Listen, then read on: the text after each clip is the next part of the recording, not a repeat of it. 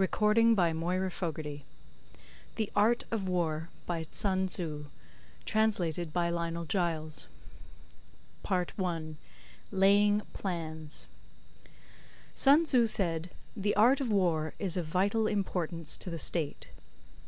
It is a matter of life and death, a road either to safety or to ruin. Hence it is a subject of inquiry which can on no account be neglected.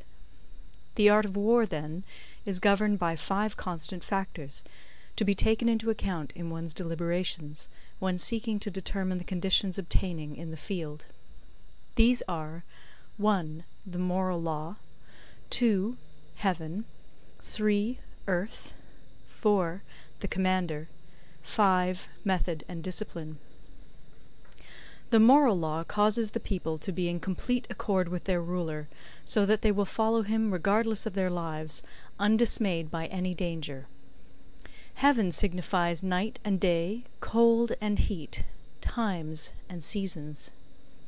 Earth comprises distances, great and small, danger and security, open ground and narrow passes, the chances of life and death.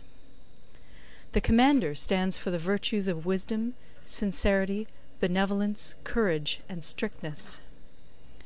By method and discipline are to be understood the marshalling of the army in its proper subdivisions, the graduations of rank among the officers, the maintenance of roads, by which supplies may reach the army, and the control of military expenditure. These 5 heads should be familiar to every general. He who knows them will be victorious. He who knows them not will fail.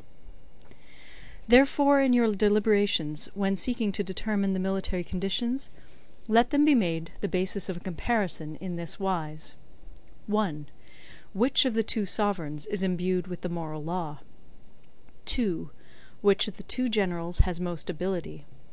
3. With whom lie the advantages derived from heaven and earth? 4. On which side is discipline most rigorously enforced? 5. Which army is stronger? 6. On which side are officers and men more highly trained? 7. In which army is there the greater constancy both in reward and punishment? By means of these 7 considerations I can forecast victory or defeat. The general that hearkens to my counsel and acts upon it will conquer. Let such a one be retained in command. The general that hearkens not to my counsel nor acts upon it will suffer defeat. Let such a one be dismissed. While heeding the profit of my counsel, avail yourself also of any helpful circumstances over and beyond the ordinary rules. According as circumstances are favourable, one should modify one's plans. All warfare is based on deception. Hence, when able to attack, we must seem unable. When using our forces, we must seem inactive. When we are near, we must make the enemy believe we are far away. When far away, we must make him believe we are near. Hold out baits to entice the enemy. Feign disorder, and crush him. If he is secure at all points, be prepared for him. If he is in superior strength, evade him. If your opponent is of choleric temper, seek to irritate him. Pretend to be weak, that he may grow arrogant. If he is taking his ease, give him no rest. If his forces are united, separate them. Attack him where he is unprepared. Appear where you are not expected. These military devices, leading to victory, must not be divulged beforehand. Now the general who wins a battle makes many calculations in his temple ere the battle is fought. The general who loses a battle makes but few calculations beforehand. Thus do many calculations lead to victory, and few calculations to defeat. How much more no calculation at all? It is by attention to this point that I can foresee who is likely to win or lose. End of Part 1. Part 2. Waging War. Sunzi said, in the operations of war, where there are in the field 1,000 swift chariots, as many heavy chariots, and 100,000 mail-clad soldiers, with provisions enough to carry them 1,000 li, the expenditure at home and at the front, including entertainment of guests, small items such as glue and paint, and sums spent on chariots and armour, will reach the total of 1,000 ounces of silver per day. Such is the cost of raising an army of 100,000 men. When you engage in actual fighting, if victory is long in coming, then men's weapons will grow dull and their ardour will be damped. If you lay siege to a town, you will exhaust your strength. Again, if the campaign is protracted, the resources of the state will not be equal to the strain. Now, when your weapons are dulled, your ardour damped, your strength exhausted, and your treasure spent, other chieftains will spring up to take advantage of your extremity. Then no man, however wise, will be able to avert the consequences that must ensue. Thus, though we have heard of stupid haste in war, cleverness has never been seen associated with long delays. There is no instance of a country having benefited from prolonged warfare. It is only one who is thoroughly acquainted with the evils of war that can thoroughly understand the profitable way of carrying it on. The skilful soldier does not raise a second levy. Neither are his supply wagons loaded more than twice. Bring war material with you from home, but forage on the enemy.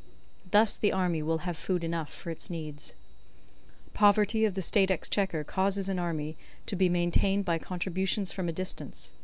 Contributing to maintain an army at a distance causes the people to be impoverished. On the other hand, the proximity of an army causes prices to go up, and high prices cause the people's substance to be drained away. When their substance is drained away, the peasantry will be afflicted by heavy exactions. With this loss of substance and exhaustion of strength, the homes of the people will be stripped bare, and 3/10 of their income will be dissipated, while government expenses for broken chariots, worn-out horses, breastplates and helmets, bows and arrows, spears and shields, protective mantles, draught oxen, and heavy wagons will amount to 4/10 of its total revenue. Hence a wise general makes a point of foraging on the enemy. 1 cartload of the enemy's provisions is equivalent to 20 of one's own, and likewise a single picul of his provender is equivalent to 20 from one's own store. Now in order to kill the enemy, our men must be roused to anger. That there may be advantage from defeating the enemy, they must have their rewards. Therefore in chariot fighting, when 10 or more chariots have been taken, those should be rewarded who took the first. Our own flags should be substituted for those of the enemy, and their chariots mingled and used in conjunction with ours. The captured soldiers should be kindly treated and kept. This is called using the conquered foe to augment one's own strength. In war, then, let your great object be victory, not lengthy campaigns.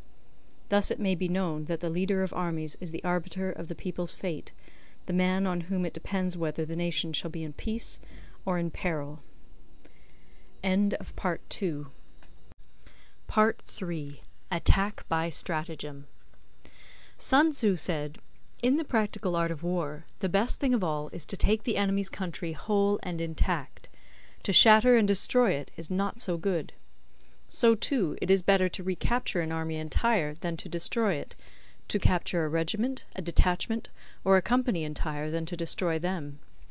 Hence to fight and conquer in all your battles is not supreme excellence. Supreme excellence consists in breaking the enemy's resistance without fighting.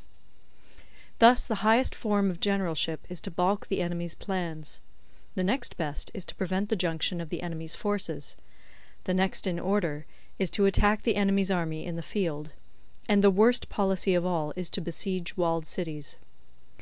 The rule is, not to besiege walled cities if it can possibly be avoided. The preparation of mantlets, movable shelters, and various implements of war will take up 3 whole months, and the piling up of mounds against the walls will take 3 months more. The general, unable to control his irritation, will launch his men to the assault like swarming ants, with the result that 1/3 of his men are slain, while the town still remains untaken. Such are the disastrous effects of a siege. Therefore the skilful leader subdues the enemy's troops without any fighting. He captures their cities without laying siege to them. He overthrows their kingdom without lengthy operations in the field. With his forces intact he will dispute the mastery of the empire, and thus, without losing a man, his triumph will be complete. This is the method of attacking by stratagem. It is the rule in war, if our forces are 10 to the enemy's 1, to surround him; if 5 to 1, to attack him; if twice as numerous, to divide our army into two. If equally matched, we can offer battle. If slightly inferior in numbers, we can avoid the enemy. If quite unequal in every way, we can flee from him. Hence, though an obstinate fight may be made by a small force, in the end it must be captured by the larger force. Now the general is the bulwark of the state. If the bulwark is complete at all points, the state will be strong. If the bulwark is defective, the state will be weak. There are three ways in which a ruler can bring misfortune upon his army. 1. By commanding the army to advance or to retreat, being ignorant of the fact that it cannot obey. This is called hobbling the army. 2. By attempting to govern an army in the same way as he administers a kingdom, being ignorant of the conditions which obtain in an army. This causes restlessness in the soldiers' minds. 3. By employing the officers of his army without discrimination through ignorance of the military principle of adaptation to circumstances. This shakes the confidence of the soldiers. But when the army is restless and distrustful, trouble is sure to come from the other feudal princes. This is simply bringing anarchy into the army, and flinging victory away. Thus we may know that there are 5 essentials for victory. 1. He will win who knows when to fight and when not to fight. 2. He will win who knows how to handle both superior and inferior forces. 3. He will win whose army is animated by the same spirit throughout all its ranks. 4. He will win who, prepared himself, waits to take the enemy unprepared. 5. He will win who has military capacity and is not interfered with by the sovereign. Hence the saying, if you know the enemy and know yourself, you need not fear the result of 100 battles. If you know yourself, but not the enemy, for every victory gained you will also suffer a defeat. If you know neither the enemy nor yourself, you will succumb in every battle. End of Part 3. Part 4. Tactical Dispositions. Sunzi said, "The good fighters of old first put themselves beyond the possibility of defeat, and then waited for an opportunity of defeating the enemy. To secure ourselves against defeat lies in our own hands, but the opportunity of defeating the enemy is provided by the enemy himself. Thus the good fighter is able to secure himself against defeat, but cannot make certain of defeating the enemy. Hence the saying, one may know how to conquer without being able to do it."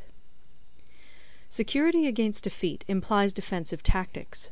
Ability to defeat the enemy means taking the offensive. Standing on the defensive indicates insufficient strength. Attacking, a superabundance of strength. The general who is skilled in defence hides in the most secret recesses of the earth. He who is skilled in attack flashes forth from the topmost heights of heaven. Thus, on the one hand, we have ability to protect ourselves, on the other, a victory that is complete. To see victory only when it is within the ken of the common herd is not the acme of excellence. Neither is it the acme of excellence if you fight and conquer, and the whole empire says, "Well done!" To lift an autumn hair is no sign of great strength. To see the sun and moon is no sign of sharp sight. To hear the noise of thunder is no sign of a quick ear. What the ancients called a clever fighter is one who not only wins, but excels in winning with ease. Hence his victories bring him neither reputation for wisdom nor credit for courage. He wins his battles by making no mistakes. Making no mistakes is what establishes the certainty of victory, for it means conquering an enemy that is already defeated. Hence the skilful fighter puts himself into a position which makes defeat impossible, and does not miss the moment for defeating the enemy. Thus it is that in war the victorious strategist only seeks battle after the victory has been won, whereas he who is destined to defeat first fights and afterwards looks for victory. The consummate leader cultivates the moral law and strictly adheres to method and discipline. Thus it is in his power to control success. In respect of military method we have, firstly, measurement; secondly, estimation of quantity; thirdly, calculation; fourthly, balancing of chances; fifthly, victory. Measurement owes its existence to earth; estimation of quantity to measurement; calculation to estimation of quantity; balancing of chances to calculation, and victory to balancing of chances. A victorious army opposed to a routed one is as a pound's weight placed in the scale against a single grain. The onrush of a conquering force is like the bursting of pent-up waters into a chasm 1,000 fathoms deep. Part 5. Energy. Sunzi said, "The control of a large force is the same principle as the control of a few men. It is merely a question of dividing up their numbers. Fighting with a large army under your command is nowise different from fighting with a small one. It is merely a question of instituting signs and signals. To ensure that your whole host may withstand the brunt of the enemy's attack and remain unshaken, this is effected by manoeuvres direct and indirect. That the impact of your army may be like a grindstone dashed against an egg, this is effected by the science of weak points and strong. In all fighting, the direct method may be used for joining battle, but indirect methods will be needed in order to secure victory. Indirect tactics, efficiently applied, are inexhaustible as heaven and earth, unending as the flow of rivers and streams. Like the sun and moon, they end but to begin anew. Like the 4 seasons, they pass away to return once more. There are not more than 5 musical notes, yet the combinations of these 5 give rise to more melodies than can ever be heard. There are not more than 5 primary colours, blue, yellow, red, white, and black, yet in combination they produce more hues than can ever be seen. There are not more than 5 cardinal tastes, sour, acrid, salt, sweet, bitter, yet combinations of them yield more flavours than can ever be tasted. In battle there are not more than 2 methods of attack, the direct and the indirect, yet these 2 in combination give rise to an endless series of manoeuvres. The direct and the indirect lead on to each other in turn. It is like moving in a circle, you never come to an end. Who can exhaust the possibilities of their combination? The onset of troops is like the rush of a torrent which will even roll stones along in its course. The quality of decision is like the well-timed swoop of a falcon, which enables it to strike and destroy its victim. Therefore, the good fighter will be terrible in his onset, and prompt in his decision. Energy may be likened to the bending of a crossbow, decision to the releasing of a trigger. Amid the turmoil and tumult of battle, there may be seeming disorder, and yet no real disorder at all. Amid confusion and chaos, your array may be without head or tail, yet it will be proof against defeat.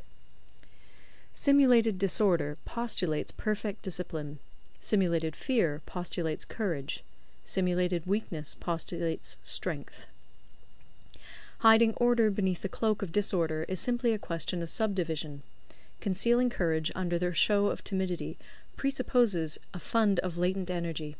Masking strength with weakness is to be effected by tactical dispositions. Thus, one who is skilful at keeping the enemy on the move maintains deceitful appearances, according to which the enemy will act. He sacrifices something that the enemy may snatch at it. By holding out baits, he keeps him on the march. Then, with a body of picked men, he lies in wait for him. The clever combatant looks to the effect of combined energy, and does not require too much from individuals. Hence his ability to pick out the right men and utilize combined energy. When he utilizes combined energy, his fighting men become as it were like unto rolling logs or stones, for it is the nature of a log or stone to remain motionless on level ground, and to move when on a slope. If four-cornered, to come to a standstill, but if round-shaped, to go rolling down. Thus the energy developed by good fighting men is as the momentum of a round stone rolled down a mountain thousands of feet in height. So much on the subject of energy. End of Part 5. Part 6. Weak Points and Strong. Sunzi said, "Whoever is first in the field and awaits the coming of the enemy will be fresh for the fight. Whoever is second in the field and has to hasten to battle will arrive exhausted. Therefore the clever combatant imposes his will on the enemy, but does not allow the enemy's will to be imposed on him. By holding out advantages to him, he can cause the enemy to approach of his own accord, or, by inflicting damage, he can make it impossible for the enemy to draw near. If the enemy is taking his ease, he can harass him. If well supplied with food, he can starve him out. If quietly encamped, he can force him to move. Appear at points which the enemy must hasten to defend. March swiftly to places where you are not expected. An army may march great distances without distress, if it marches through country where the enemy is not. You can be sure of succeeding in your attacks if you only attack places which are undefended. You can ensure the safety of your defence if you only hold positions that cannot be attacked. Hence that general is skilful in attack whose opponent does not know what to defend, and he is skilful in defence whose opponent does not know what to attack. O divine art of subtlety and secrecy! Through you we learn to be invisible, through you inaudible, and hence we can hold the enemy's fate in our hands. You may advance and be absolutely irresistible if you make for the enemy's weak points. You may retire and be safe from pursuit if your movements are more rapid than those of the enemy. If we wish to fight, the enemy can be forced to an engagement even though he be sheltered behind a high rampart and a deep ditch. All we need do is attack some other place that he will be obliged to relieve. If we do not wish to fight, we can prevent the enemy from engaging us even though the lines of our encampment be merely traced out on the ground. All we need do is throw something odd and unaccountable in his way. By discovering the enemy's dispositions and remaining invisible ourselves, we can keep our forces concentrated while the enemy's must be divided. We can form a single united body while the enemy must split up into fractions. Hence there will be a whole pitted against separate parts of a whole, which means that we shall be many to the enemy's few. And if we are able thus to attack an inferior force with a superior one, our opponents will be in dire straits. The spot where we intend to fight must not be made known, for then the enemy will have to prepare against a possible attack at several different points. And his forces being thus distributed in many directions, the numbers we shall have to face at any given point will be proportionately few. For should the enemy strengthen his van, he will weaken his rear. Should he strengthen his rear, he will weaken his van. Should he strengthen his left, he will weaken his right. Should he strengthen his right, he will weaken his left. If he sends reinforcements everywhere, he will everywhere be weak. Numerical weakness comes from having to prepare against possible attacks. Numerical strength from compelling our adversary to make these preparations against us. Knowing the place and the time of the coming battle, we may concentrate from the greatest distances in order to fight. But if neither time nor place be known, then the left wing will be impotent to succour the right equally impotent to succour the left, the van unable to relieve the rear, or the rear to support the van. How much more so if the furthest proportions of the army are anything under 100 li apart, and even the nearest are separated by several li. Though according to my estimate the soldiers of Yue exceed our own in number, that shall advantage them nothing in the matter of victory. I say then that victory can be achieved. Though the enemy be stronger in numbers, we may prevent him from fighting. Scheme so as to discover his plans and the likelihood of their success. Rouse him, and learn the principle of his activity or inactivity. Force him to reveal himself, so as to find out his vulnerable spots. Carefully compare the opposing army with your own, so that you may know where strength is superabundant and where it is deficient. In making tactical dispositions, the highest pitch you can attain is to conceal them. Conceal your dispositions, and you will be safe from the prying of the subtlest spies, from the machinations of the wisest brains. How victory may be produced for them out of the enemy's own tactics, that is what the multitude cannot comprehend.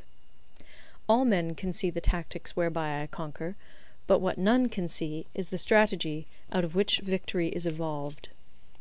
Do not repeat the tactics which have gained you one victory, but let your methods be regulated by the infinite variety of circumstances. Military tactics are like unto water, for water in its natural course runs away from high places and hastens downwards. So in war, the way is to avoid what is strong and to strike at what is weak. Water shapes its course according to the nature of the ground over which it flows. The soldier works out his victory in relation to the foe whom he is facing. Therefore, just as water retains no constant shape, in warfare there are no constant conditions. He who can modify his tactics in relation to his opponent and thereby succeed in winning may be called a heaven-born captain. The 5 elements, water, fire, wood, metal, earth, are not always equally predominant. The 4 seasons make way for each other in turn. There are short days and long. The moon has its periods of waning and waxing. End of Part 6. Part 7. Manoeuvring. Sunzi said, "In war the general receives his commands from the sovereign. Having collected an army and concentrated his forces, he must blend and harmonize the different elements thereof before pitching his camp. After that comes tactical manoeuvring, than which there is nothing more difficult. The difficulty of tactical manoeuvring consists in turning the devious into the direct, and misfortune into gain. Thus, to take a long and circuitous route, after enticing the enemy out of the way, and those starting after him, to contrive to reach the goal before him, shows knowledge of the artifice of deviation. Manoeuvring with an army is advantageous; with an undisciplined multitude, most dangerous. If you set a fully equipped army in march in order to snatch an advantage, the chances are that you will be too late. On the other hand, to detach a flying column for the purpose involves the sacrifice of its baggage and stores. Thus, if you order your men to roll up their buff coats, and make forced marches without halting day or night, covering double the usual distance at a stretch, doing 100 li in order to wrest an advantage, the leaders of all your 3 divisions will fall into the hands of the enemy. The stronger men will be in front, the jaded ones will fall behind, and on this plan only 1/10 of your army will reach its destination. If you march 50 li in order to outmanoeuvre the enemy, you will lose the leader of your first division, and only half your force will reach the goal. If you march 30 li with the same object, 2/3 of your army will arrive. We may take it then that an army without its baggage train is lost; without provisions it is lost; without bases of supply it is lost. We cannot enter into alliances until we are acquainted with the designs of our neighbours. We are not fit to lead an army on the march unless we are familiar with the face of the country, its mountains and forests, its pitfalls and precipices, its marshes and swamps. We shall be unable to turn natural advantage to account unless we make use of local guides. In war, practice dissimulation and you will succeed. Whether to concentrate or to divide your troops must be decided by circumstances. Let your rapidity be that of the wind, your compactness that of the forest. In raiding and plundering be like fire, in immovability like a mountain. Let your plans be dark, and impenetrable as night, and when you move, fall like a thunderbolt. When you plunder a countryside, let the spoil be divided amongst your men. When you capture new territory, cut it up into allotments for the benefit of the soldiery. Ponder and deliberate before you make a move. He will conquer who has learnt the artifice of deviation. Such is the art of manoeuvring. The Book of Army Management says, "On the field of battle the spoken word does not carry far enough. Hence the institution of gongs and drums. Nor can ordinary objects be seen clearly enough. Hence the institution of banners and flags. Gongs and drums, banners and flags, are means whereby the ears and eyes of the host may be focused on one particular point. The host thus forming a single united body, it is impossible either for the brave to advance alone, or for the cowardly to retreat alone. This is the art of handling large masses of men.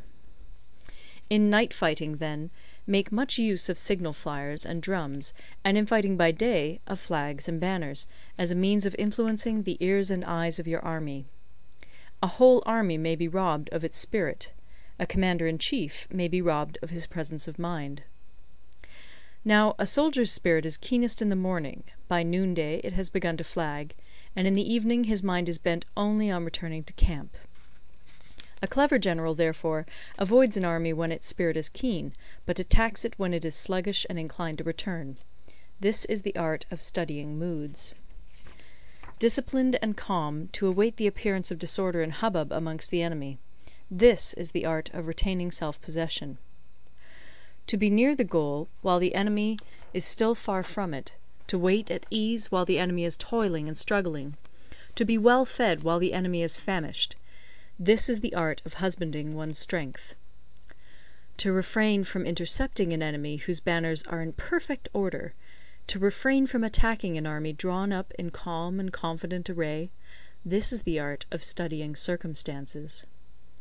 It is a military axiom not to advance uphill against the enemy, nor to oppose him when he comes downhill. Do not pursue an enemy who simulates flight. Do not attack soldiers whose temper is keen. Do not swallow bait offered by the enemy. Do not interfere with an army that is returning home. When you surround an army, leave an outlet free. Do not press a desperate foe too hard. Such is the art of warfare. End of Part 7. Part 8. Variation in Tactics. Sunzi said, "In war, the general receives his commands from the sovereign, collects his army, and concentrates his forces. When in difficult country, do not encamp. In country where high roads intersect, join hands with your allies. Do not linger in dangerously isolated positions. In hemmed-in situations, you must resort to stratagem. In desperate position, you must fight. There are roads which must not be followed, armies which must not be attacked, towns which must not be besieged, positions which must not be contested, commands of the sovereign which must not be obeyed." The general who thoroughly understands the advantages that accompany variation of tactics knows how to handle his troops. The general who does not understand these may be well acquainted with the configuration of the country, yet he will not be able to turn his knowledge to practical account. So, the student of war who is unversed in the art of war of varying his plans, even though he be acquainted with the 5 advantages, will fail to make the best use of his men. Hence, in the wise leader's plans, considerations of advantage and of disadvantage will be blended together. If our expectation of advantage be tempered in this way, we may succeed in accomplishing the essential part of our schemes. If, on the other hand, in the midst of difficulties we are always ready to seize an advantage, we may extricate ourselves from misfortune. Reduce the hostile chiefs by inflicting damage on them, and make trouble for them, and keep them constantly engaged. Hold out specious allurements, and make them rush to any given point. The art of war teaches us to rely not on the likelihood of the enemy's not coming, but on our own readiness to receive him; not on the chance of his not attacking, but rather on the fact that we have made our position unassailable. There are 5 dangerous faults which may affect a general. 1. Recklessness, which leads to destruction. 2. Cowardice, which leads to capture. 3. A hasty temper, which can be provoked by insults. 4. A delicacy of honour, which is sensitive to shame. 5. Over-solicitude for his men, which exposes him to worry and trouble.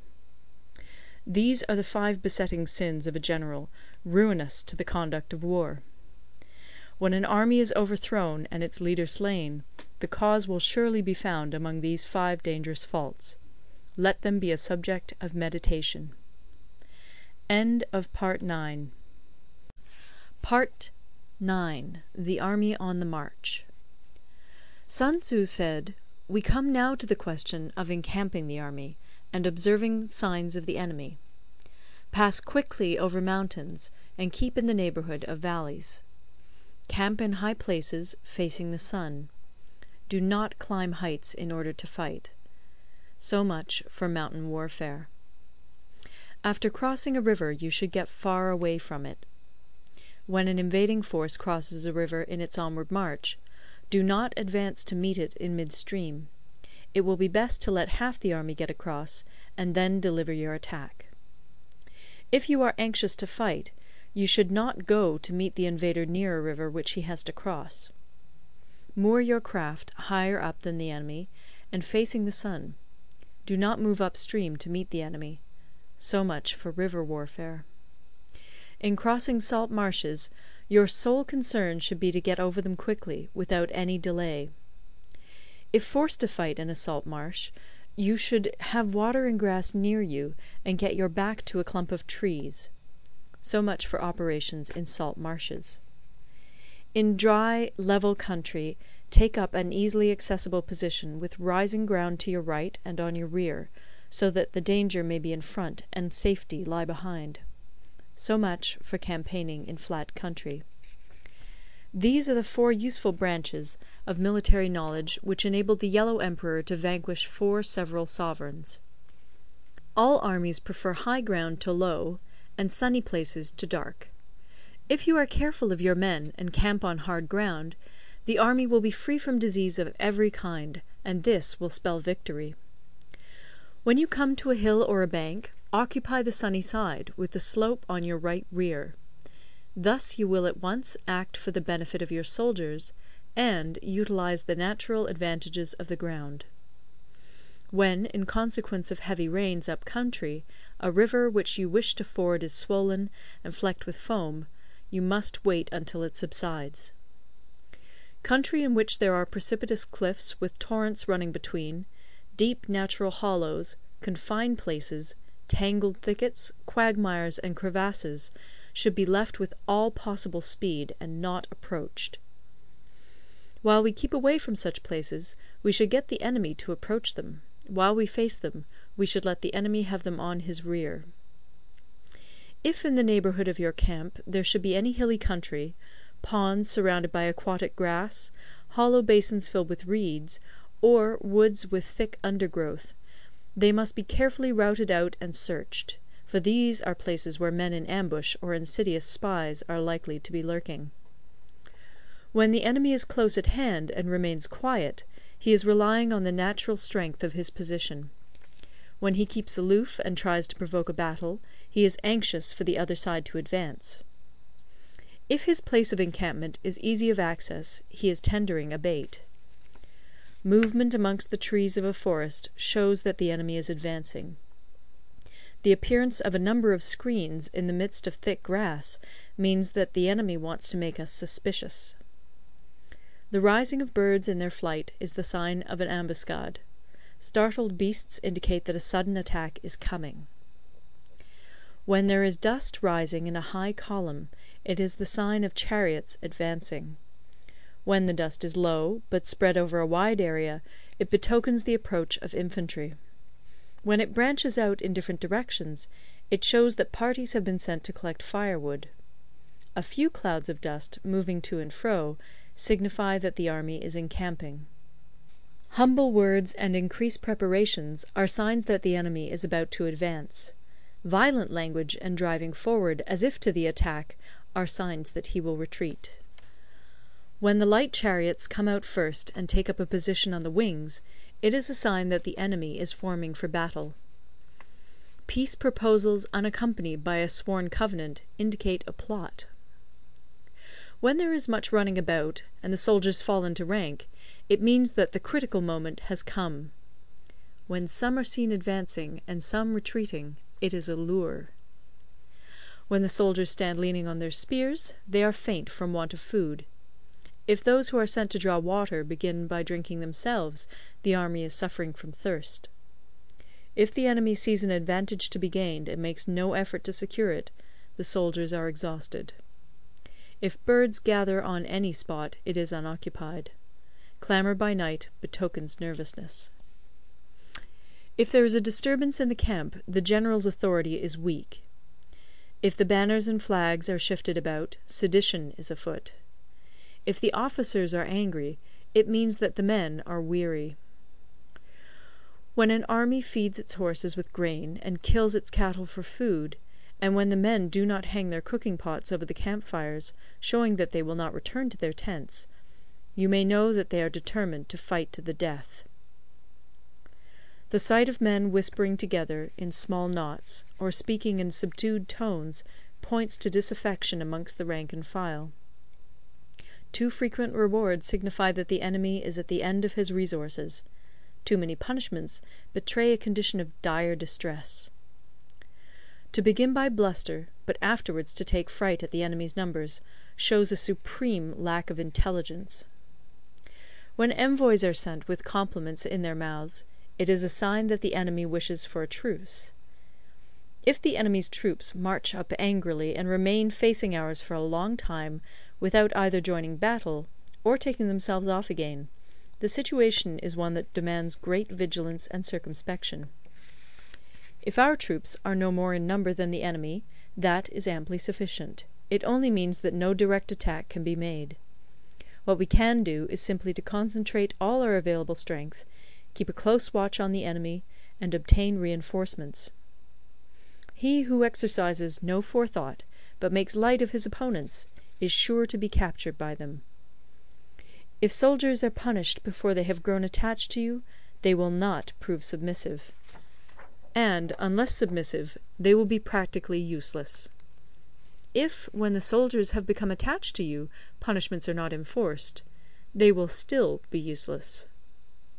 Therefore, soldiers must be treated in the first instance with humanity, but kept under control by means of iron discipline.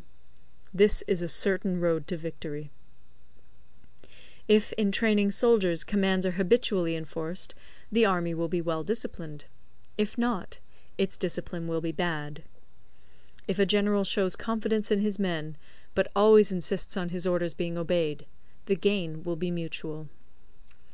End of Part 9. Part 10. Terrain. Sun Tzu said, we may distinguish 6 kinds of terrain, to wit, 1. Accessible ground, 2.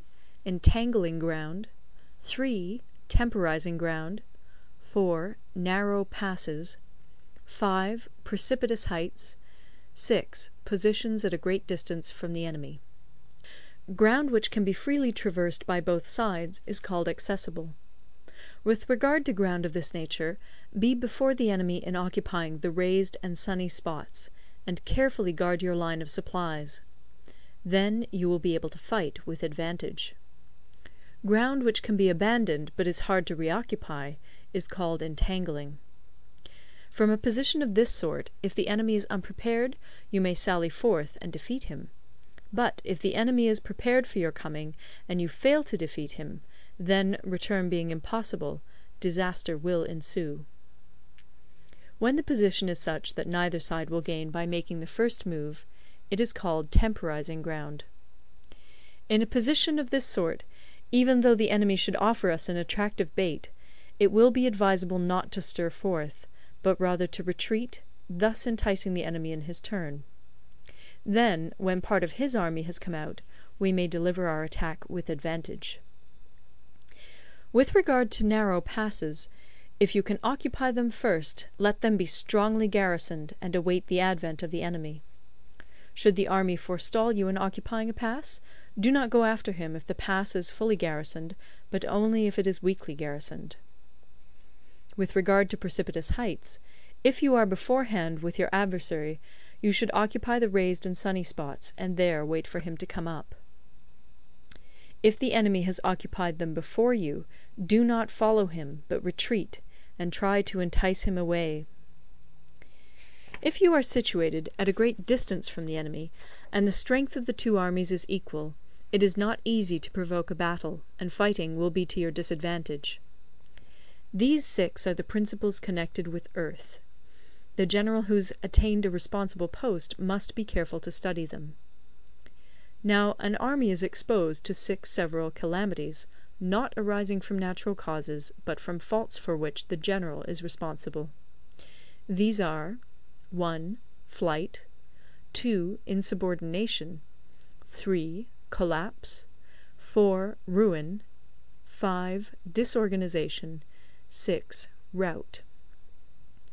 Other conditions being equal, if one force is hurled against another 10 times its size, the result will be the flight of the former. When the common soldiers are too strong and their officers too weak, the result is insubordination. When the officers are too strong and the common soldiers too weak, the result is collapse.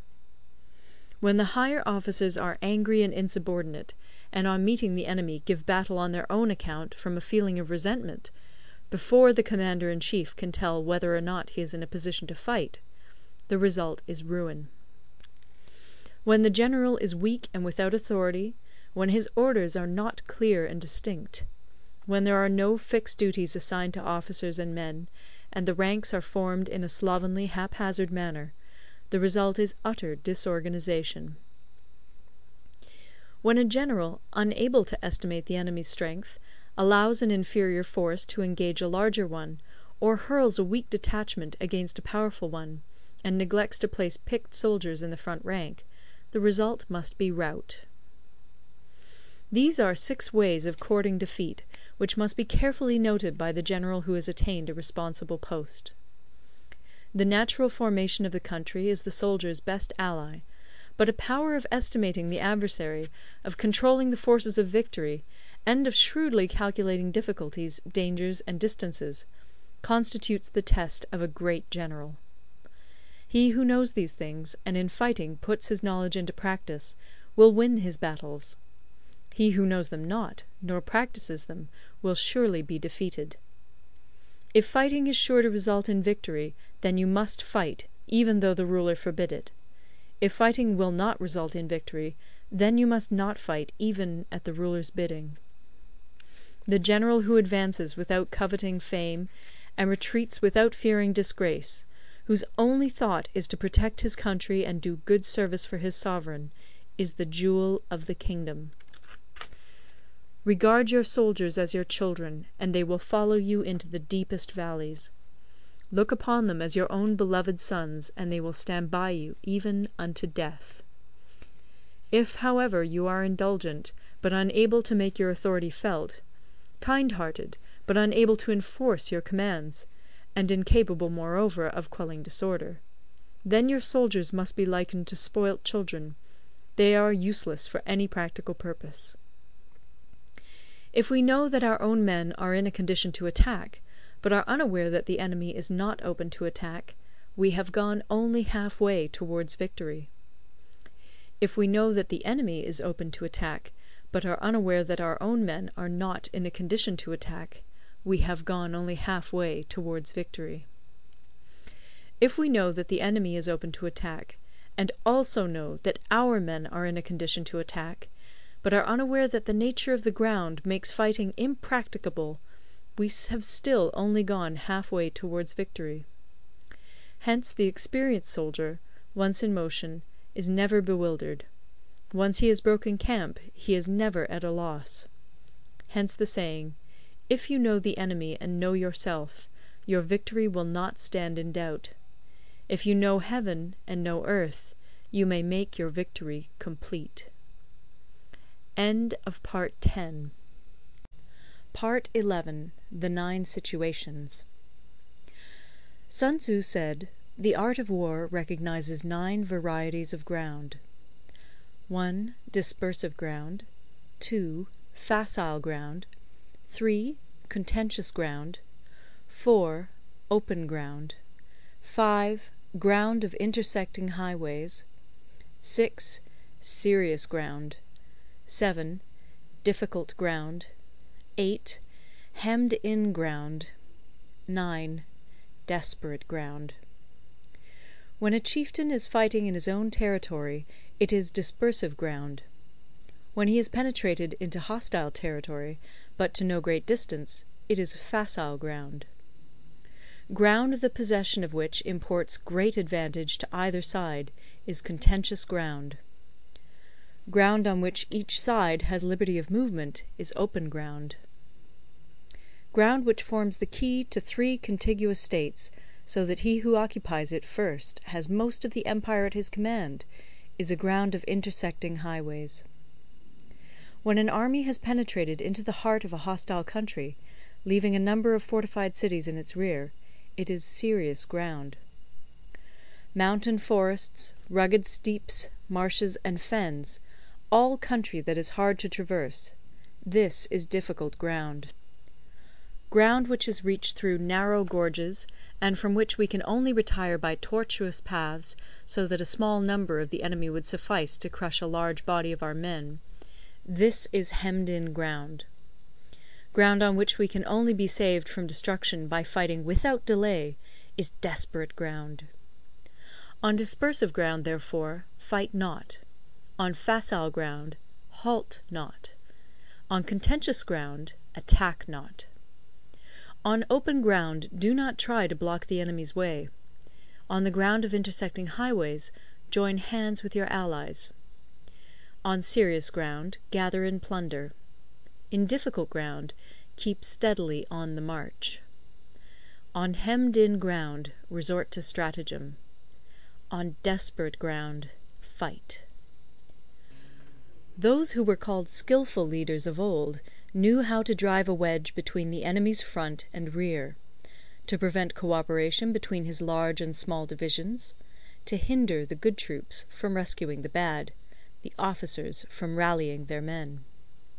When the enemy's men were united, they managed to keep them in disorder. When it was to their advantage, they made a forward move; when otherwise, they stopped still. If asked how to cope with a great host of the enemy in orderly array, and on the point of marching to the attack, I should say, begin by seizing something which your opponent holds dear. Then he will be amenable to your will. Rapidity is the essence of war. Take advantage of the enemy's unreadiness. Make your way by unexpected routes, and attack unguarded spots. The following are the principles to be observed by an invading force. The further you penetrate into a country, the greater will be the solidarity of your troops, and thus the defenders will not prevail against you. Make forays in fertile country in order to supply your army with food. Carefully study the well-being of your men, and do not overtax them. Concentrate your energy and hoard your strength. Keep your army continually on the move, and devise unfathomable plans. Throw your soldiers into positions whence there is no escape, and they will prefer death to flight. If they will face death, there is nothing they may not achieve. Officers and men alike will put forth their uttermost strength. Soldiers, when in desperate straits, lose the sense of fear. If there is no place of refuge, they will stand firm. If they are in hostile country, they will show a stubborn front. If there is no help for it, they will fight hard. Thus, without waiting to be marshalled, the soldiers will be constantly on the qui-vive. Without waiting to be asked, they will do your will. Without restrictions, they will be faithful. Without giving orders, they can be trusted. Prohibit the taking of omens, and do away with superstitious doubts. Then, until death itself comes, no calamity need be feared. If our soldiers are not overburdened with money, it is not because they have a distaste for riches. If their lives are not unduly long, it is not because they are disinclined to longevity. On the day they are ordered out to battle, your soldiers may weep, those sitting up bedewing their garments, and those lying down, letting the tears run down their cheeks. But let them once be brought to bay, and they will display the courage of a Chu or a Kui. The skilful tactician may be likened to the Shuai-jan. Now, the Shuai-jan is a snake that is found in the Ch'ung mountains. Strike at its head, and you will be attacked by its tail. Strike at its tail, and you will be attacked by its head. Strike at the middle, and you will be attacked by head and tail both. Asked if an army can be made to imitate the Shuai-jan, I should answer yes. For the men of Wu and the men of Yue are enemies. Yet if they are crossing a river in the same boat, and are caught by a storm, they will come to each other's assistance, just as the left hand helps the right. Hence it is not enough to put one's trust in the tethering of horses and the burying of chariot wheels in the ground. The principle on which to manage an army is to set up one standard of courage, which all must reach. How to make the best of both strong and weak, that is a question involving the proper use of ground. Thus, the skilful general conducts his army just as though he were leading a single man, willy-nilly, by the hand. It is the business of a general to be quiet, and thus ensure secrecy; upright and just, and thus maintain order. He must be able to mystify his officers and men by false reports and appearances, and thus keep them in total ignorance. By altering his arrangements and changing his plans, he keeps the enemy without definite knowledge. By shifting his camp and taking circuitous routes, He prevents the enemy from anticipating his purpose. At the critical moment the leader of an army acts like one who has climbed up a height and then kicks away the ladder behind him. He carries his men deep into hostile territory before he shows his hand. He burns his boats and breaks his cooking pots. Like a shepherd driving a flock of sheep, he drives his men this way and that, and nothing knows whither he is going. To muster his host and bring it into danger, this may be termed the business of the general.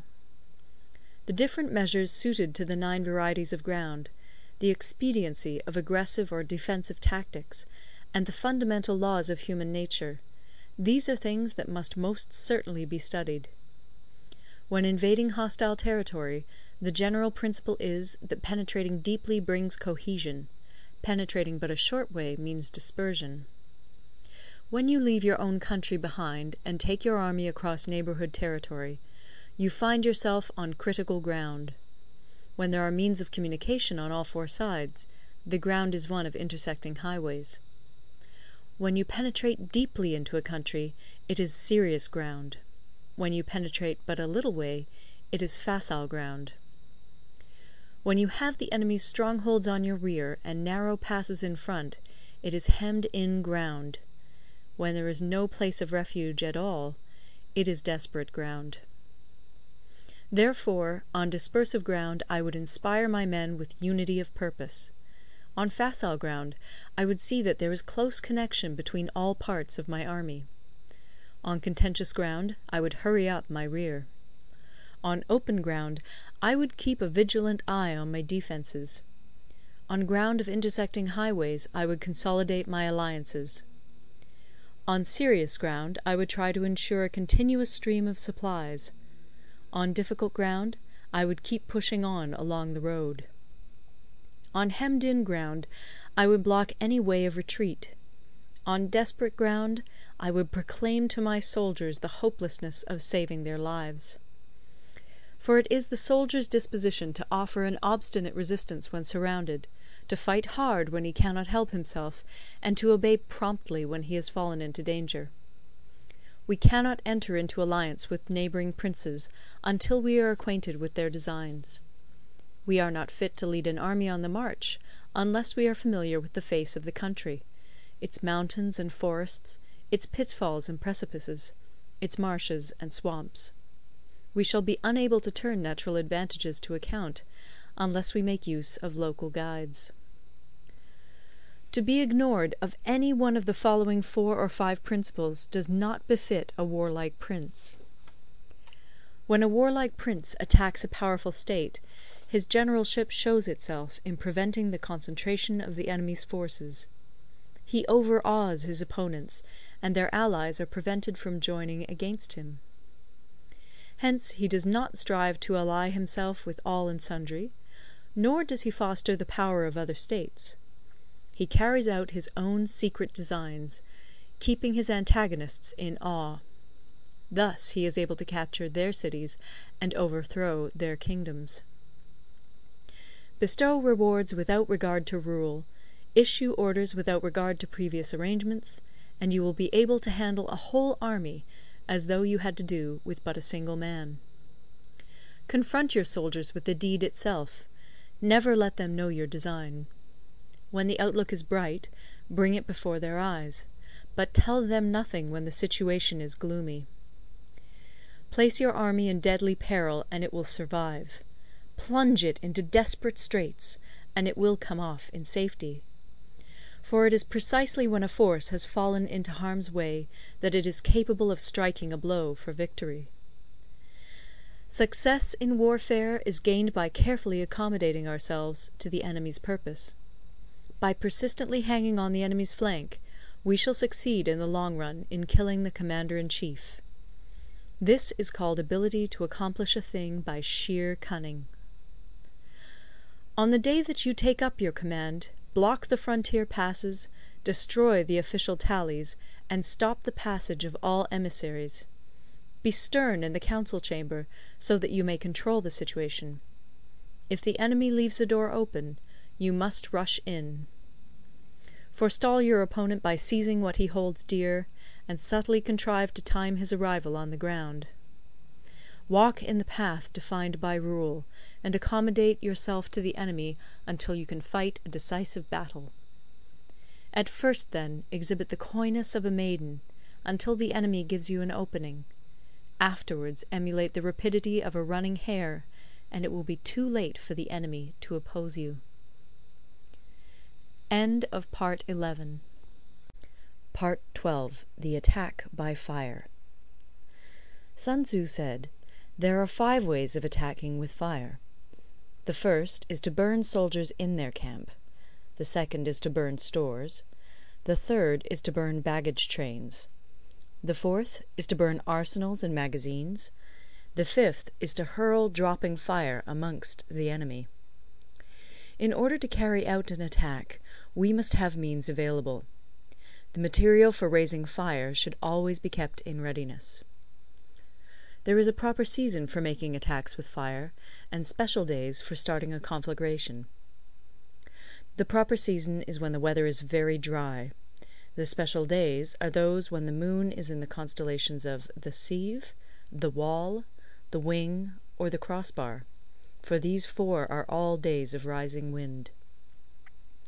In attacking with fire, one should be prepared to meet 5 possible developments. 1. When fire breaks out inside to enemy's camp, respond at once with an attack from without. 2. If there is an outbreak of fire, but the enemy's soldiers remain quiet, bide your time and do not attack. 3. When the force of the flames has reached its height, follow it up with an attack, if that is practicable. If not, stay where you are. 4. If it is possible to make an assault with fire from without, do not wait for it to break out within, but deliver your attack at a favourable moment. 5. When you start a fire, be to windward of it. Do not attack from the leeward. A wind that rises in the daytime lasts long, but a night breeze soon falls. In every army, the 5 developments connected with fire must be known, the movements of the stars calculated, and a watch kept for the proper days. Hence, those who use fire as an aid to the attack show intelligence. Those who use water as an aid to the attack gain an accession of strength. By means of water, an enemy may be intercepted, but not robbed of all his belongings. Unhappy is the fate of one who tries to win his battles and succeed in his attacks without cultivating the spirit of enterprise, for the result is a waste of time and general stagnation. Hence the saying, "The enlightened ruler lays his plans well ahead. The good general cultivates his resources." Move not unless you see an advantage. Use not your troops unless there is something to be gained. Fight not unless the position is critical. No ruler should put troops into the field merely to gratify his own spleen. No general should fight a battle simply out of pique. If it is to your advantage, make a forward move. If not, stay where you are. Anger may in time change to gladness. Vexation may be succeeded by content. But a kingdom that has once been destroyed can never come again into being, nor can the dead ever be brought back to life. Hence the enlightened ruler is heedful, and the good general full of caution. This is the way to keep a country at peace and an army intact. End of Part 12. Part 13. The Use of Spies. Sunzi said, "Raising a host of 100,000 men, and marching them great distances, entails heavy loss on the people, and a drain on the resources of the state. The daily expenditure will amount to 1,000 ounces of silver. There will be commotion at home and abroad, and men will drop down exhausted on the highways. As many as 700,000 families will be impeded in their labour. Hostile armies may feast each other for years, striving for the victory which is decided in a single day. This being so, to remain in ignorance of the enemy's condition simply because one grudges the outlay of 100 ounces of silver in honours and emoluments is the height of inhumanity. One who acts thus is no leader of men, no present help to his sovereign, no master of victory. Thus, what enables the wise sovereign and the good general to strike and conquer and achieve things beyond the reach of ordinary men, is foreknowledge. Now, this foreknowledge cannot be elicited from spirits.